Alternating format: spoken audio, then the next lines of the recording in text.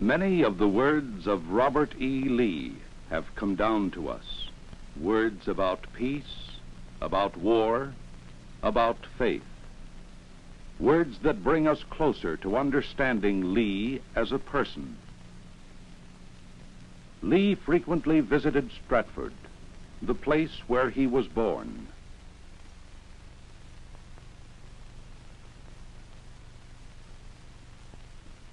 I vividly recall scenes of my earliest days. Though unseen for years, every feature of the house is familiar to me. In front of the house was a lawn of several hundred acres, adorned with cedars, oaks, and forest poplars.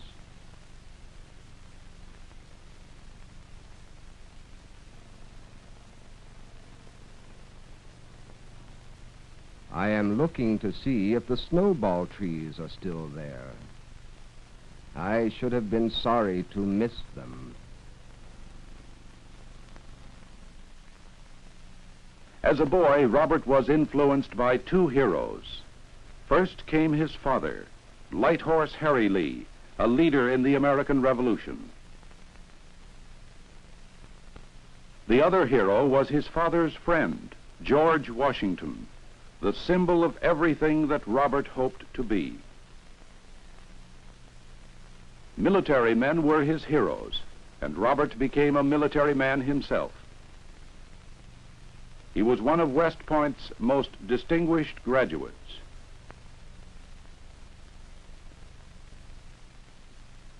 Lee was a man with strong family ties and a gift of humor. He said of one of his daughters, "You know, she is like her papa, always wanting something."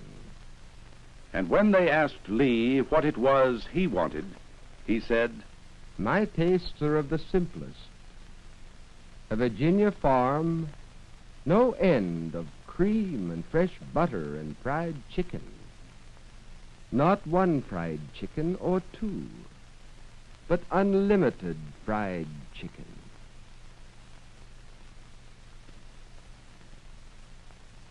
Many years later, Lee had occasion to remark on the number of young men who were attending church. The minister had a pretty daughter named Grace. Lee commented, "I think the attraction is not so much the minister's eloquence as it is his grace." Lee himself was very devout, and he worshiped regularly. When he lived in Arlington, he would take his wife and children to Christ's church, the church in which Washington had worshiped.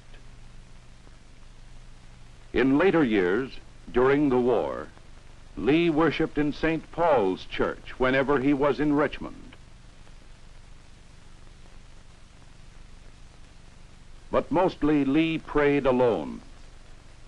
Prayer to him was a spiritual communion between a man and his God. Lee often prayed for guidance during the trying months that preceded the Civil War.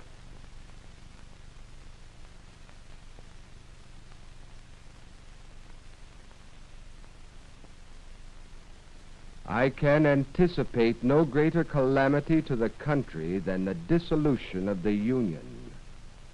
I trust that a merciful God may yet allay the fury of war.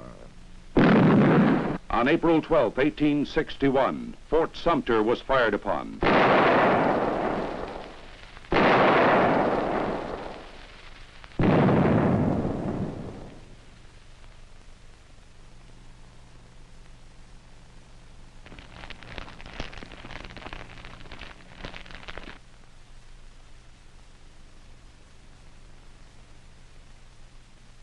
President Lincoln arranged for Lee to be offered the command of the Federal Army, but Lee graciously declined.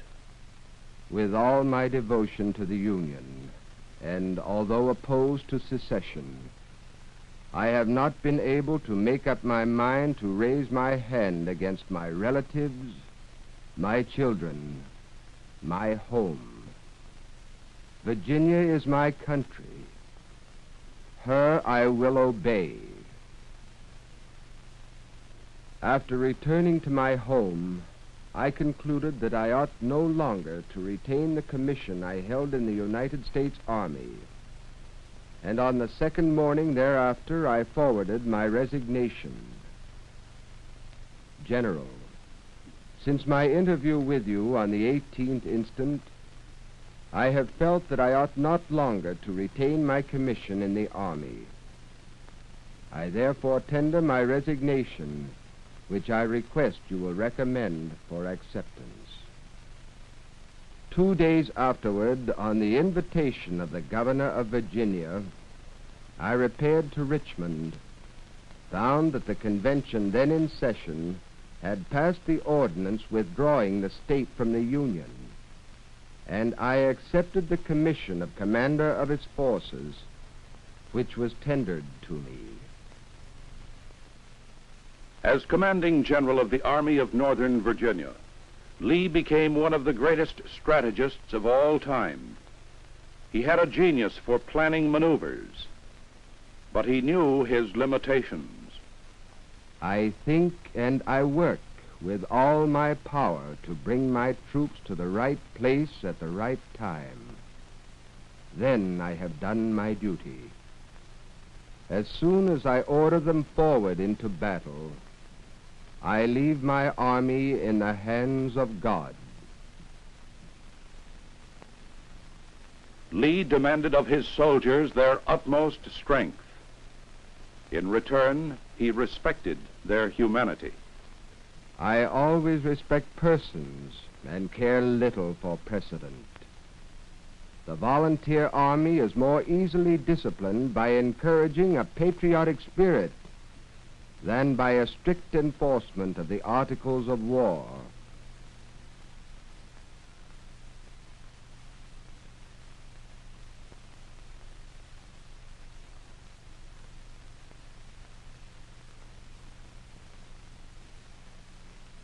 When victories came, Lee was not jubilant. He knew the cost. War was always hateful to him. Even a war he was winning. You have no idea what a horrible sight a battlefield is. It is well that war is so terrible. We should grow too fond of it.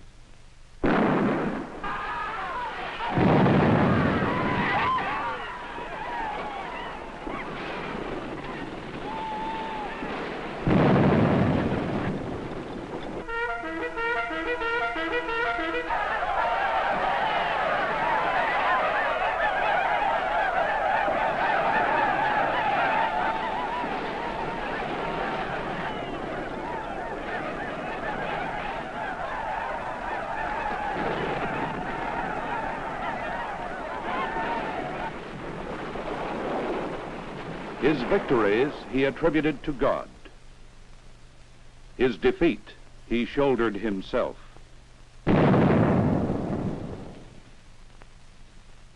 It is I that have lost this fight.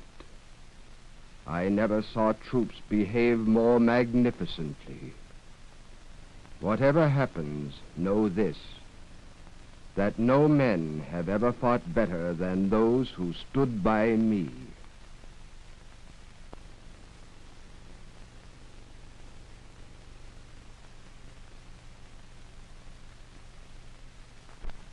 On the morning of surrender at Appomattox, Lee was too troubled to sleep.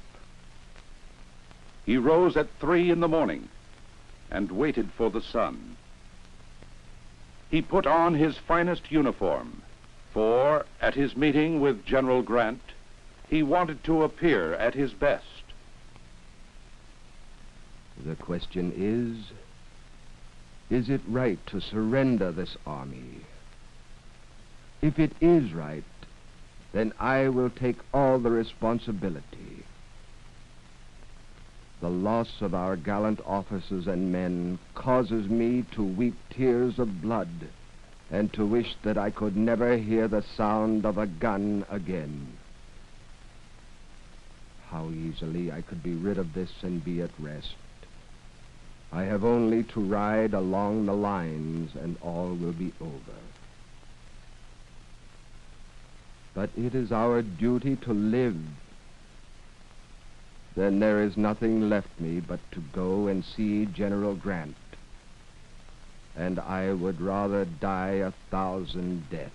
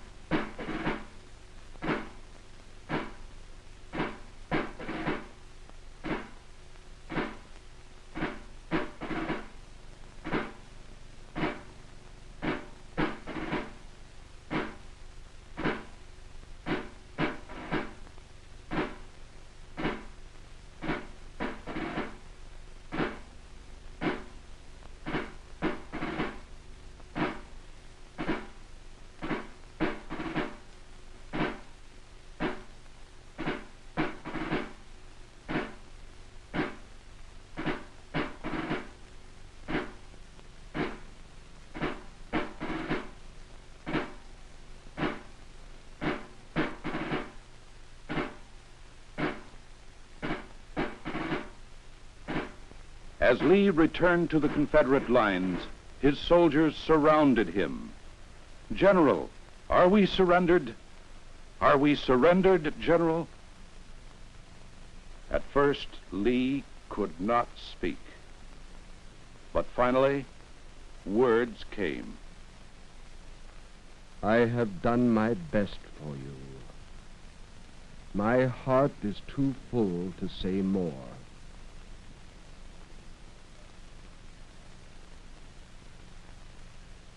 The next day, Lee issued his last order.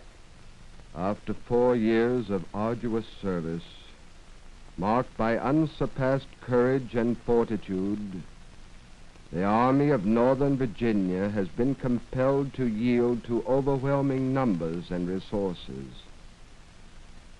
I need not tell the survivors of so many hard-fought battles who have remained steadfast to the last that I have consented to this result from no distrust of them, but feeling that valor and devotion could accomplish nothing.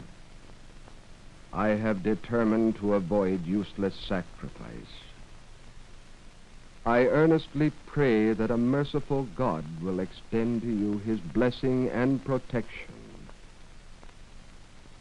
With an increasing admiration of your constancy and devotion to your country, and a grateful remembrance of your kind and generous consideration for myself, I bid you all an affectionate farewell.